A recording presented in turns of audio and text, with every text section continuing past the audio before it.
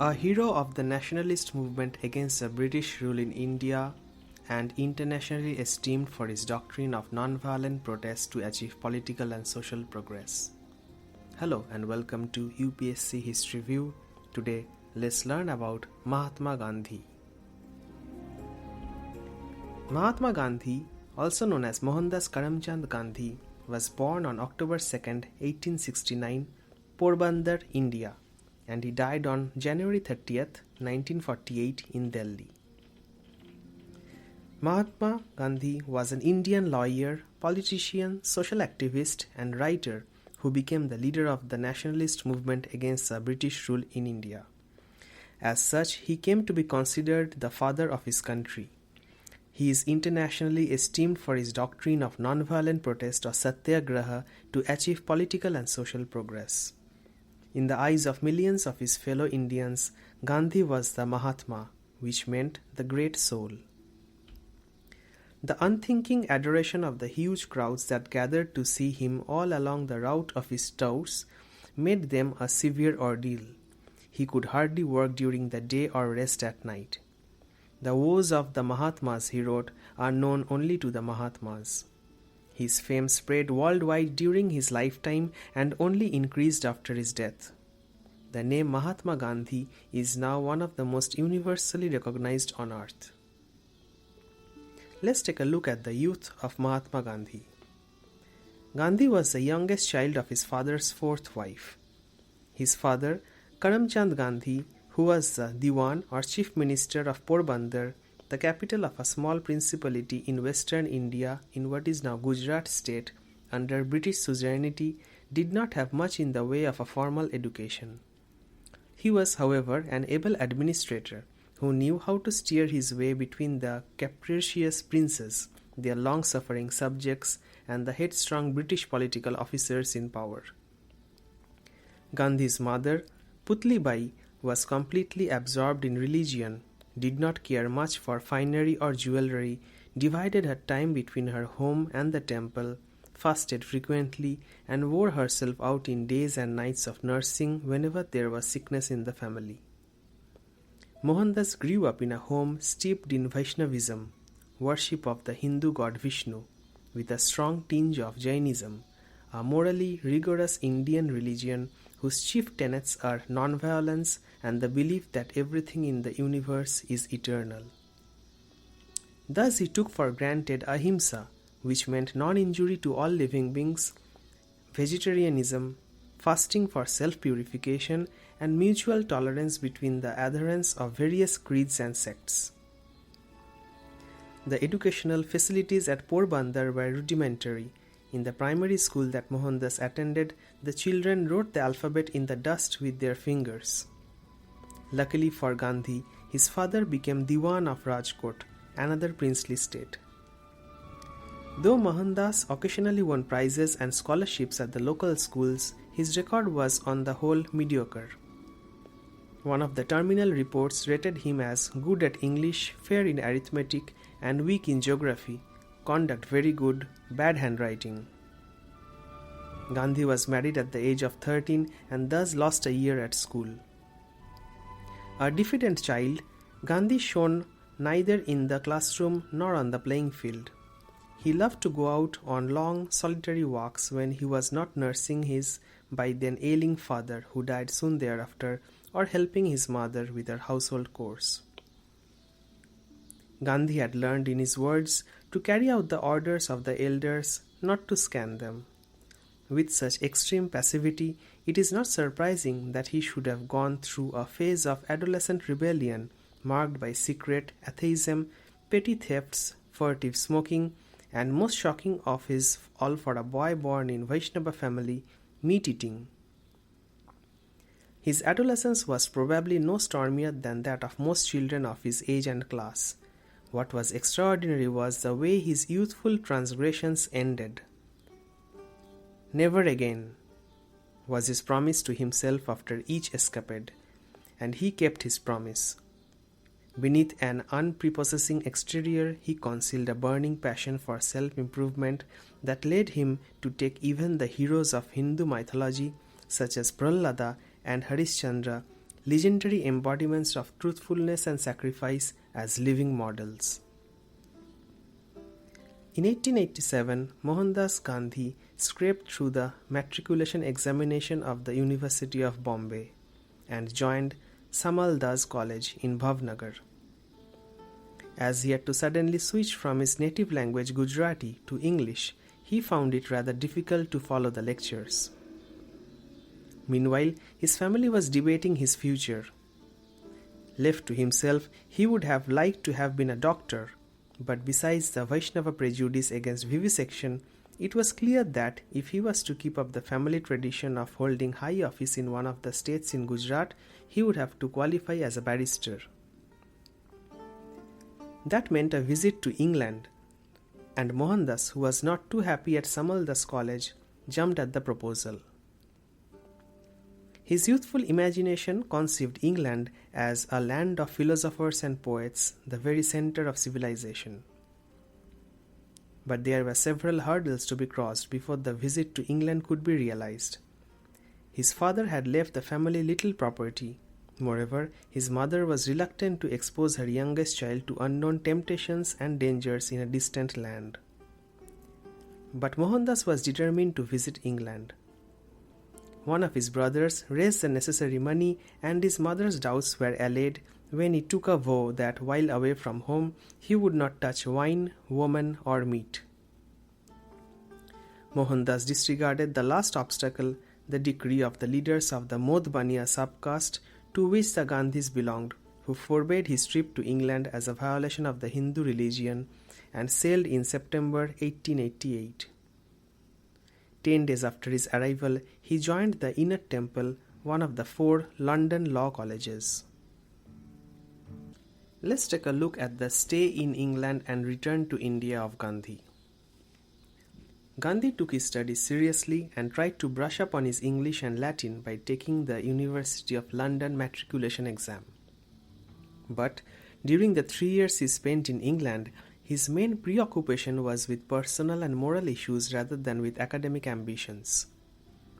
The transition from the half-rural atmosphere of Rajkot to the cosmopolitan life of London was not easy for him.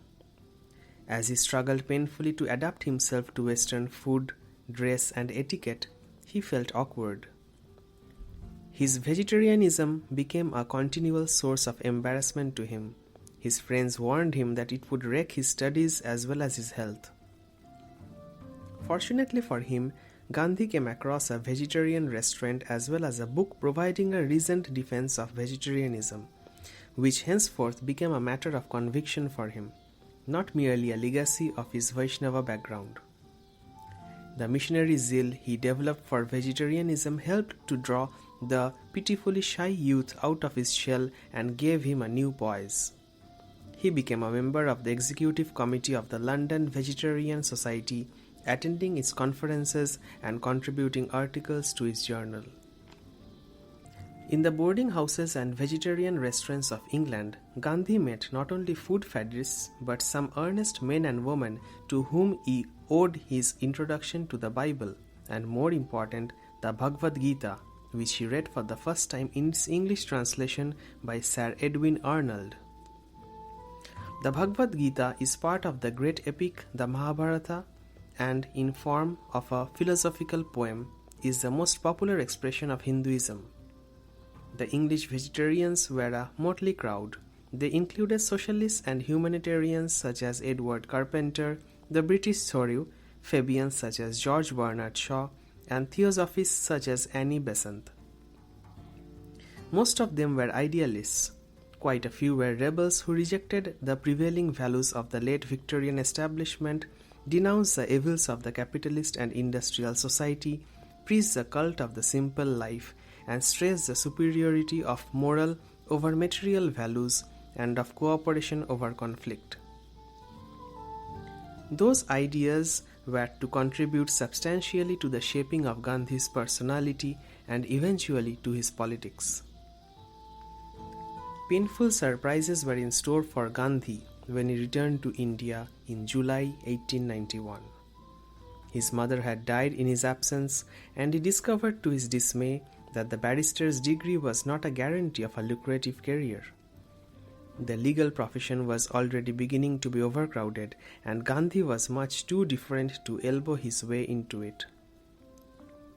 In the very first brief he argued in a court in Bombay, he cut a sorry figure. Turned down even for the part-time job of a teacher in a Bombay high school, Gandhi returned to Rajkot to make a modest living by drafting petitions for litigants. Even that employment was close to him when he incurred the displeasure of a local British officer. It was therefore with some relief that in 1893 Gandhi accepted the none too attractive offer of a year's contract from an Indian firm in Natal, South Africa. Let's learn about Gandhi's years in South Africa. Africa was to present to Gandhi challenges and opportunities that he could hardly have conceived. In the end, he would spend more than 2 decades there, returning to India only briefly in 1896-97. The youngest 2 of his 4 children were born there. Let's learn about Gandhi's emergence as a political and social activist. Gandhi was quickly exposed to the racial discrimination practiced in South Africa. In a Durban court, he was asked by his European magistrate to take off his turban. He refused and left the courtroom. A few days later, while traveling to Pretoria, he was unceremoniously thrown out of a first-class railway compartment and left shivering and brooding at the rail station in Pietermaritzburg.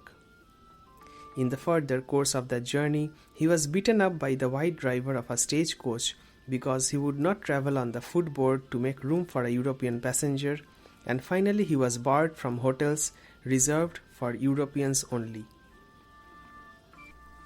Those humiliations were the daily lot of Indian traders and labourers in Natal, who had learned to pocket them with the same resignation with which they pocketed their meagre earnings. What was new was not Gandhi's experience but his reaction. He had so far not been conspicuous for self-assertion or aggressiveness, but something happened to him as he smarted under the insults heaped upon him. In retrospect, the journey from Durban to Pretoria struck him as one of the most creative experiences of his life. It was his moment of truth. Henceforth, he would not accept injustice as part of the natural or unnatural order in South Africa. He would defend his dignity as an Indian and as a man. While in Pretoria, Gandhi studied the conditions in which his fellow South Asians in South Africa lived and tried to educate them on their rights and duties. But he had no intention of staying on in South Africa. Indeed, in June 1894, as his year's contract drew to a close, he was back in Durban, ready to sail for India. At a farewell party given in his honour, he happened to glance through the Natal Mercury and learned that the Natal Legislative Assembly was considering a bill to deprive Indians of the right to vote. "This is the first nail in our coffin," Gandhi told his hosts. They professed their inability to oppose the bill, and indeed their ignorance of the politics of the colony, and begged him to take up the fight on their behalf. Until the age of 18, Gandhi had hardly ever read a newspaper. Neither as a student in England nor as a budding barrister in India had he evinced much interest in politics. Indeed, he was overcome by a terrifying stage fright whenever he stood up to read a speech at a social gathering or to defend a client in court.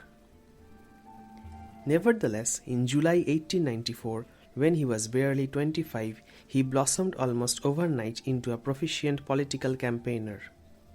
He drafted petitions to the Natal legislature and the British government and had them signed by hundreds of his compatriots.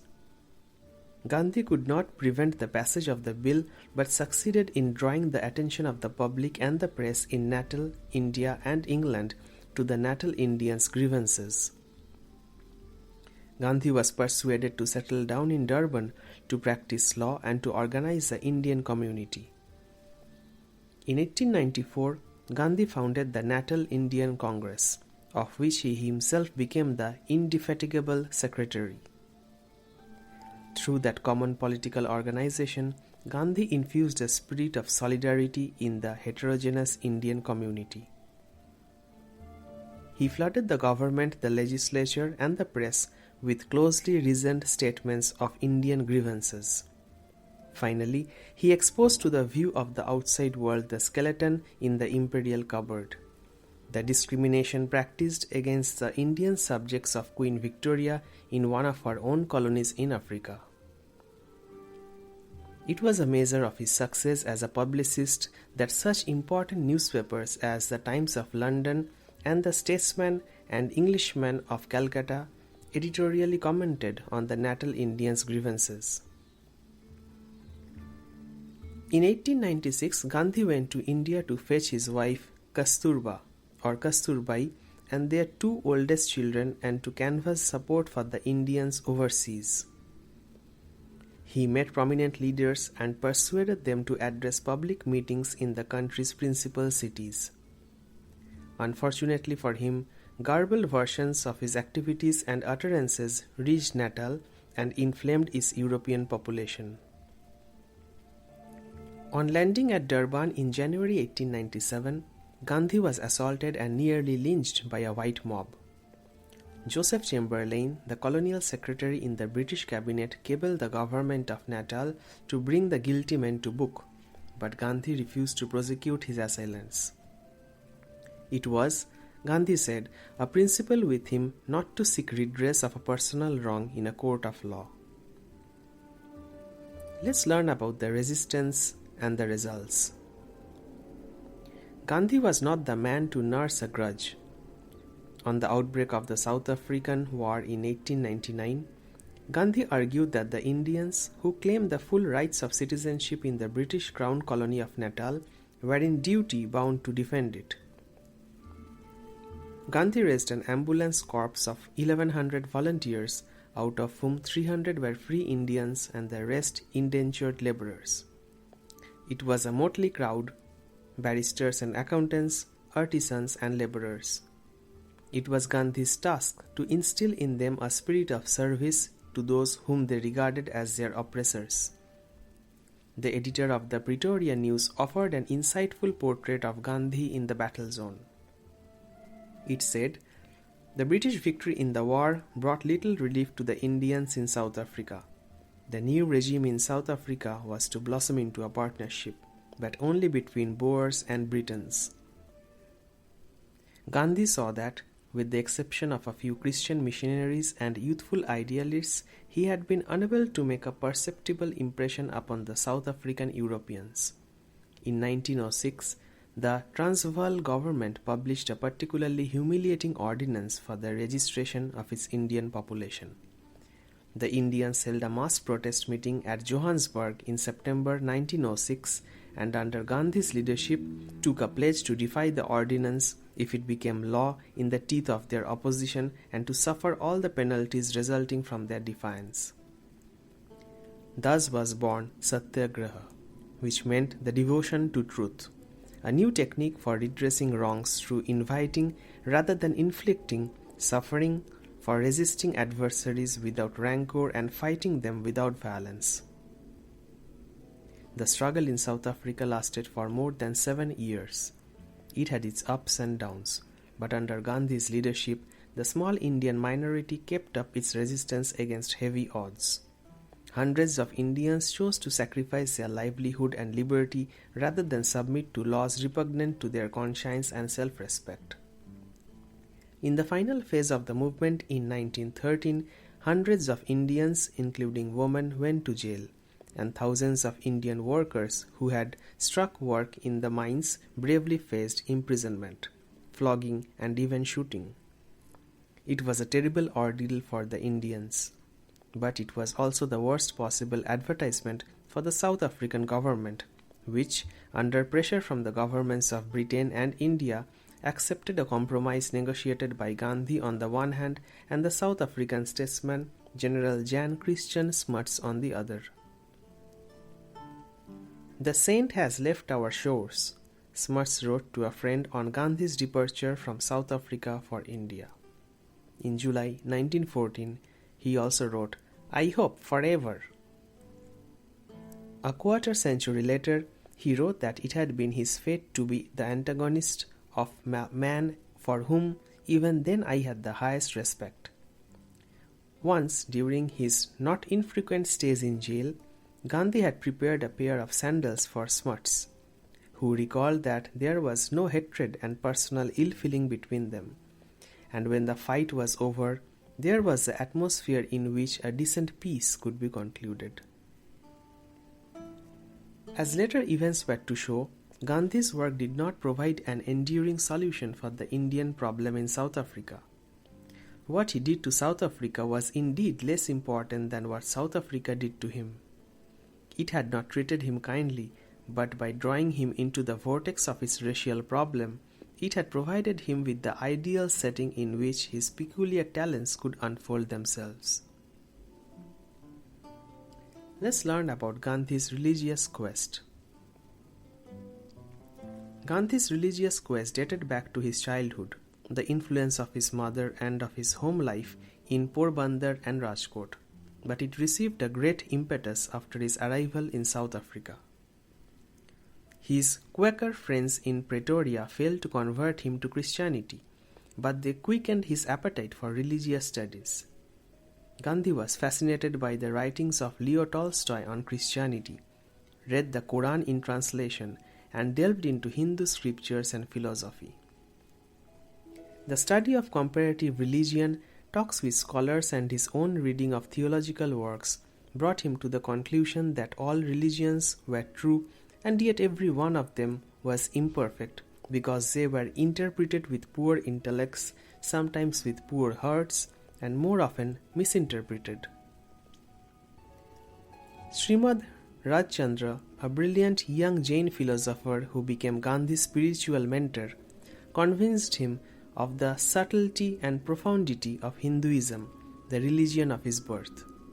And it was the Bhagavad-Gita, which Gandhi had first read in London, that became his spiritual dictionary and exercised probably the greatest single influence on his life. Two Sanskrit words in the Gita particularly fascinated Gandhi. One was aparigraha, or non-possession, which implies that people have to jettison the material goods that cramp the life of the spirit and to shake off the bonds of money and property. The other was samabhava, or equability, which enjoins people to remain unruffled by pain or pleasure, victory or defeat, and to work without hope of success or fear of failure. Those were not merely counsels of perfection. In the civil case that had taken him to South Africa in 1893, Gandhi had persuaded the antagonists to settle their differences out of court. The true function of a lawyer seemed to him to unite parties riven asunder. Gandhi soon regarded his clients not as purchasers of his services but as friends. They consulted him not only on legal issues but on such matters as the best way of winning a baby or balancing the family budget. When an associate protested that clients came even on Sundays, Gandhi replied, "A man in distress cannot have Sunday rest." Gandhi's legal earnings reached a peak figure of £5,000 a year, but he had little interest in money making, and his savings were often sunk in his public activities. In Durban and later in Johannesburg, Gandhi kept an open table. His house was a virtual hostel for younger colleagues and political co-workers. This was something of an ordeal for his wife, without whose extraordinary patience, endurance, and self-effacement Gandhi could hardly have devoted himself to public causes. As Gandhi broke the conventional bonds of family and property, their life tended to shade into a community life. Gandhi felt an irresistible attraction to a life of simplicity, manual labor, and austerity. In 1904, after reading John Ruskin's Unto This Last, a critique of capitalism, Gandhi set up a farm at Phoenix near Durban where he and his friends could live by the sweat of their brow. 6 years later, another colony grew up under Gandhi's fostering care near Johannesburg. It was named Tolstoy Farm for the Russian writer and moralist, whom Gandhi admired and corresponded with. Those two settlements were the precursors of the more famous ashrams or religious retreats in India, at Sabarmati near Ahmedabad and at Sevagram near Wardha. South Africa had not only prompted Gandhi to evolve a novel technique for political action, but also transformed him into a leader of men by freeing him from bonds that make cowards of most men. Persons in power. The British classical scholar Gilbert Murray prophetically wrote about Gandhi in the Hibbert Journal in 1918. Let's learn about Gandhi's return to India. Gandhi decided to leave South Africa in the summer of 1914, just before the outbreak of World War I. He and his family first went to London, where they remained for several months. Finally, they departed England in December, arriving in Bombay in early January 1915. Let's look at Gandhi's emergence as a nationalist leader. For the next 3 years, Gandhi seemed to hover uncertainly on the periphery of Indian politics, declining to join any political agitation, supporting the British war effort, and even recruiting soldiers for the British Indian Army. At the same time, Gandhi did not flinch from criticizing the British officials for any acts of high-handedness or from taking up the grievances of the long-suffering peasantry in Bihar and Gujarat. By February 1919, however, the British had insisted on pushing through, in the teeth of fierce Indian opposition, the Rowlatt's Acts, which empowered the authorities to imprison without trial those suspected of sedition. A provoked Gandhi finally revealed a sense of estrangement from the British Raj and announced a Satyagraha struggle. The result was a virtual political earthquake that shook the subcontinent in the spring of 1919. The violent outbreaks that followed, notably the massacre of Amritsar, or known as the Jalyan Walabug massacre, which was a killing by British-led soldiers of nearly 400 Indians who were gathered in an open space in Amritsar in the Punjab region, and the enactment of martial law, prompted Gandhi to stay his hand. However, within a year, Gandhi was again in a militant mood, having in the meantime been irrevocably alienated by British insensitiveness to Indian feeling on the Punjab tragedy and Muslim resentment on the peace terms offered to Turkey following the World War I. By the autumn of 1920, Gandhi was a dominant figure on the political stage in India, commanding an influence never before attained by any political leader, or perhaps in any other country. He refashioned the 35-year-old Indian National Congress into an effective political instrument of Indian nationalism. From a 3-day Christmas week picnic of the upper middle class in one of the principal cities of India, it became a mass organization with its roots in small towns and villages. Gandhi's message was simple. It was not British guns, but imperfections of Indians themselves that kept their country in bondage.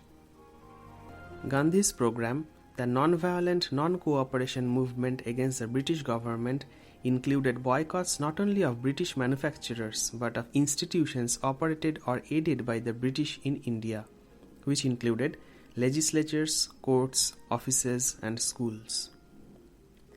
The campaign electrified the country, broke the spell of fear of foreign rule, and led to the arrests of thousands of satyagrahis who defied law and cheerfully lined up for prison.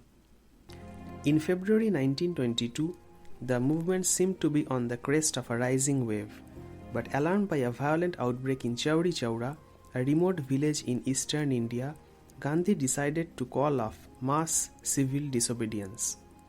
That was a blow to many of his followers, who feared that his self-imposed restraints and scruples would reduce the nationalist struggle to pious futility. Gandhi himself was arrested on March 10, 1922, tried for sedition, and sentenced to 6 years imprisonment. He was released in February 1924 after undergoing surgery for appendicitis. the political landscape had changed in Gandhi's absence. The Congress party had split into two factions, one under Chittaranjan Das and Motilal Nehru favoring the entry of the party into legislatures, and the other under Chakravarti Rajagopalachari and Vallabhbhai Javerbhai Patel opposing it. Worst of all, the unity between Hindus and Muslims of the heyday of the non-cooperation movement of 1920-22 had dissolved. Gandhi tried to draw the warring communities out of their suspicion and fanaticism by reasoning and persuasion. Finally, after a serious outbreak of communal unrest, Gandhi undertook a 3-week fast in the autumn of 1924 to arouse the people into the path of non-violence.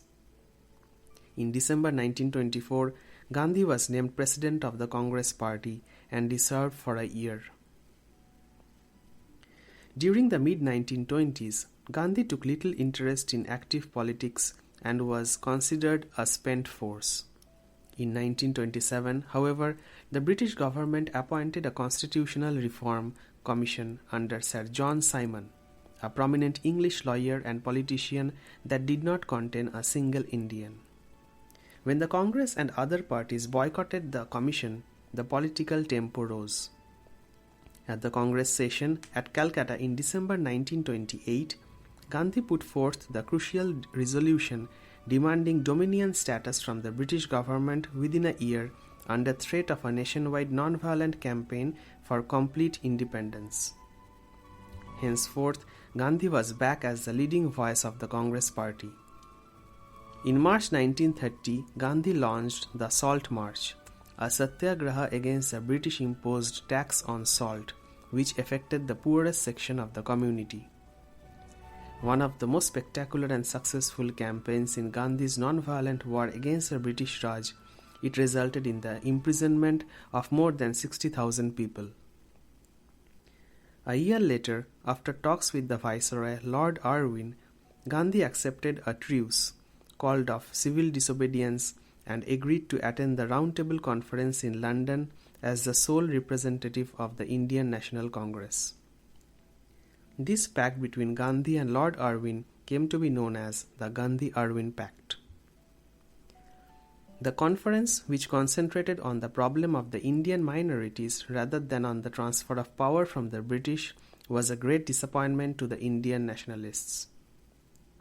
Moreover, when Gandhi returned to India in December 1931, he found his party facing an all-out offensive from Lord Irwin's successor as Viceroy, Lord Willingdon, who unleashed the sternest repression in the history of the nationalist movement. Gandhi was once more imprisoned, and the government tried to insulate him from the outside world and to destroy his influence.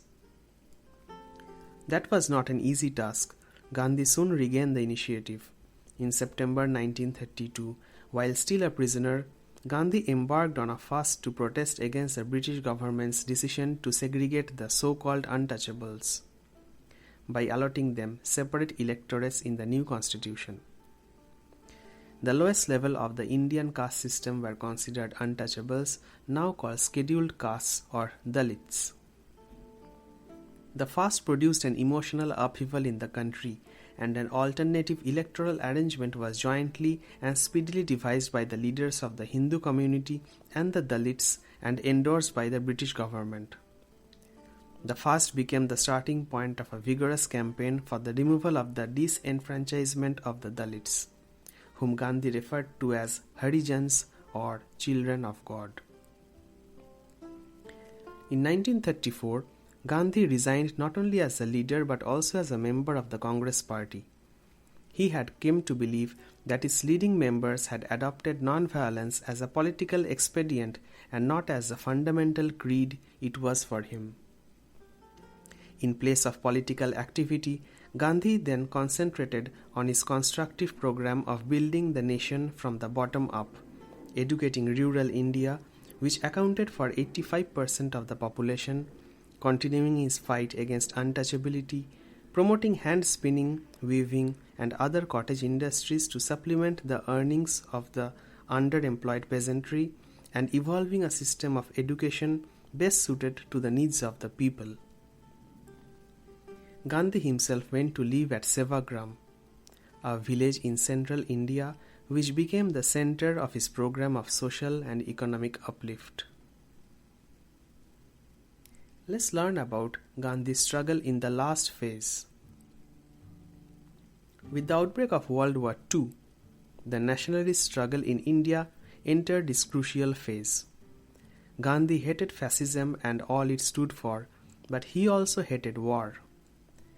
The Indian National Congress, on the other hand, was not committed to pacifism and was prepared to support the British war effort if Indian self-government was assured. Once more, Gandhi became politically active. The failure of the mission of Sir Stafford Cripps, which was also known as the Cripps Mission, a British cabinet minister who went to India in March 1942 with an offer that Gandhi found unacceptable, the British equivocation on the transfer of power to Indian hands, and the encouragement given by high British officials to conservative and communal forces promoting discord between Muslims and Hindus impelled Gandhi to demand in the summer of 1942 an immediate British withdrawal from India, what became known as the Quit India movement. In mid-1942, the war against the Axis powers, particularly Japan, was in a critical phase, and the British reacted sharply to the campaign. They imprisoned the entire Congress leadership and set out to crush the party once and for all. There were violent outbreaks that were sternly suppressed, and the gulf between Britain and India became wider than ever before. Gandhi, his wife, and several other top party leaders, including Jawaharlal Nehru, were confined in the Aga Khan Palace in Pune. The Aga Khan Palace is currently known as the Gandhi National Memorial. Kasturba died there in early 1944, shortly before Gandhi and the others were released. A new chapter in the Indo-British relations opened with the victory of the Labour Party in Britain 1945. During the next 2 years, there were prolonged triangular negotiations between leaders of the Congress, the Muslim League under Muhammad Ali Jinnah, and the British government, culminating in the Mountbatten Plan of June 3, 1947, and the formation of the two new dominions of India and Pakistan in mid-August 1947. It was one of the greatest disappointments of Gandhi's life that Indian freedom was realized without Indian unity.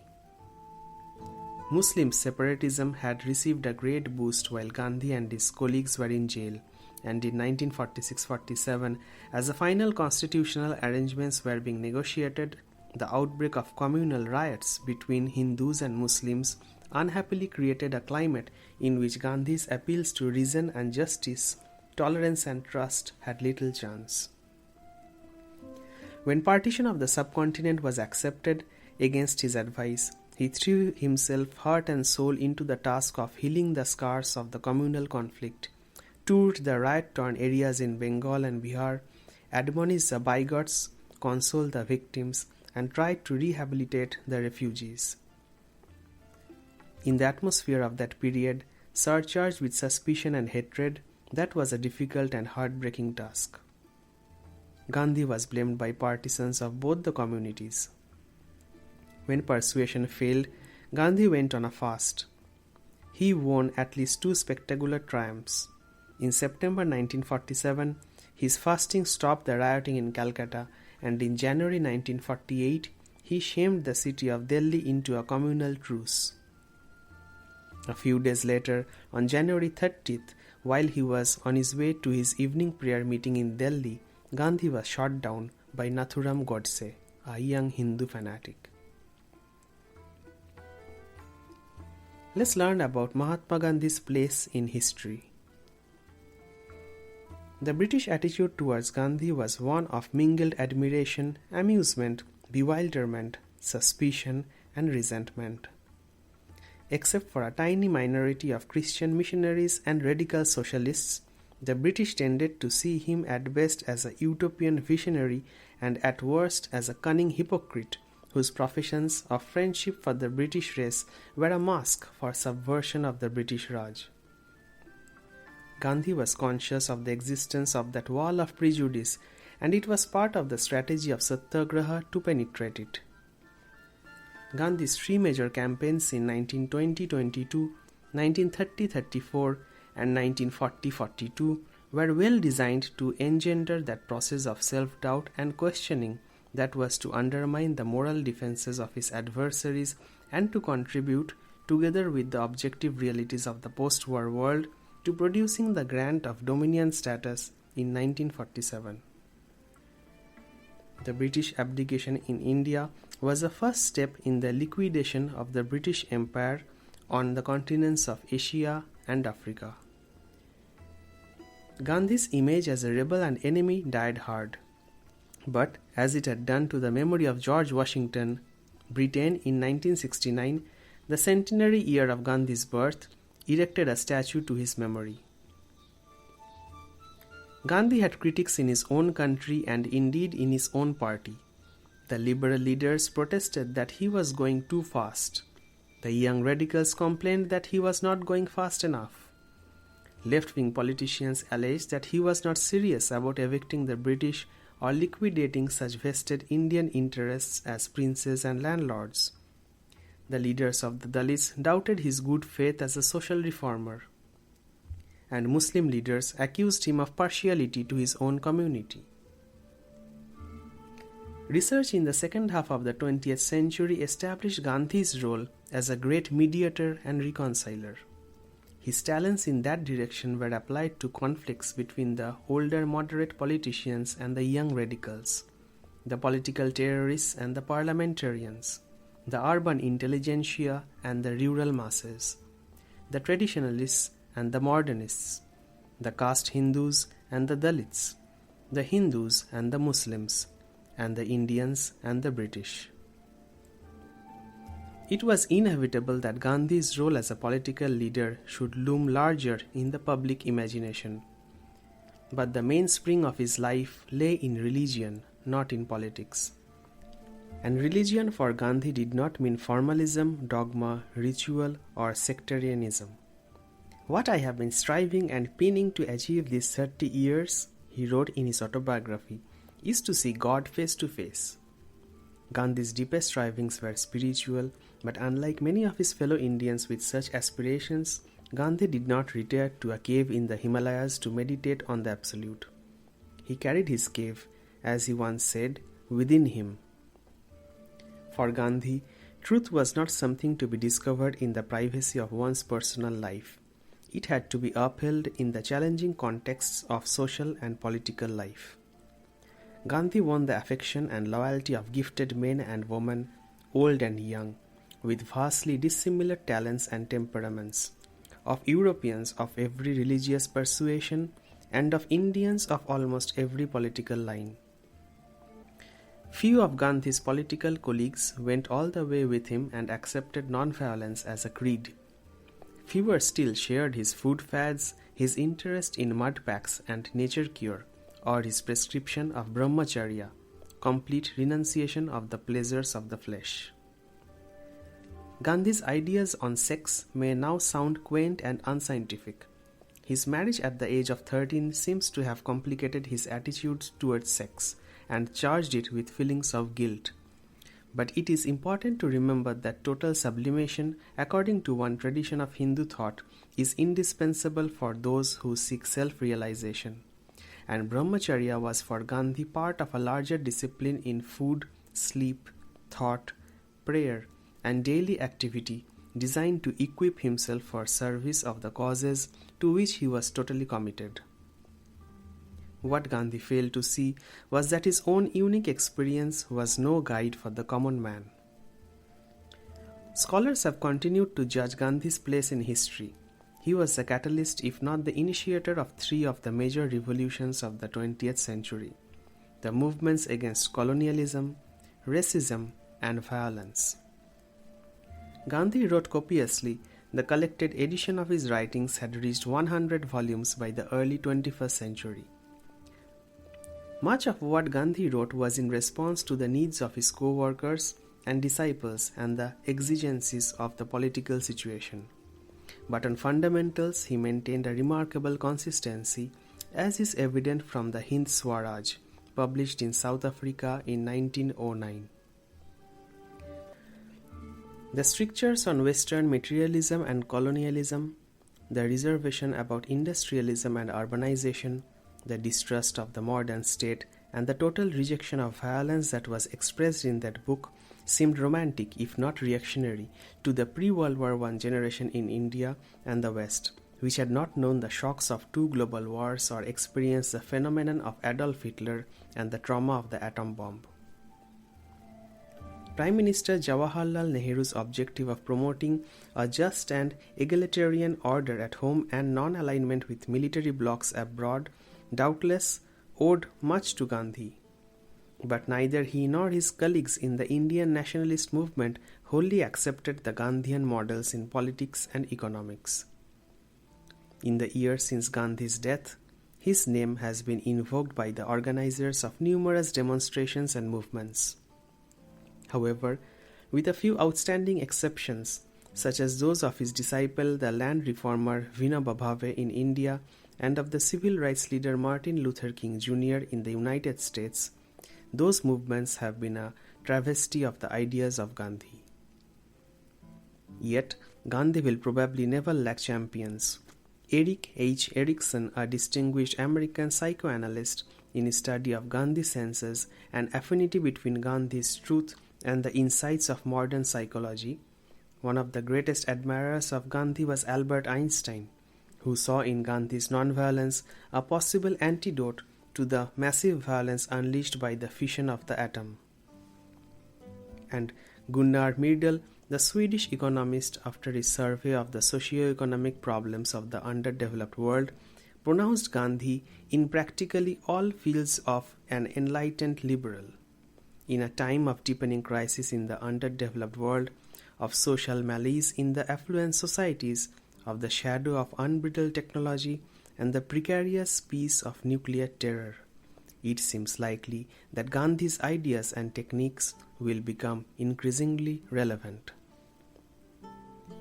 Thank you for listening to this discussion on Mahatma Gandhi. For more such discussions, get the UPSC Practice app from the App Store.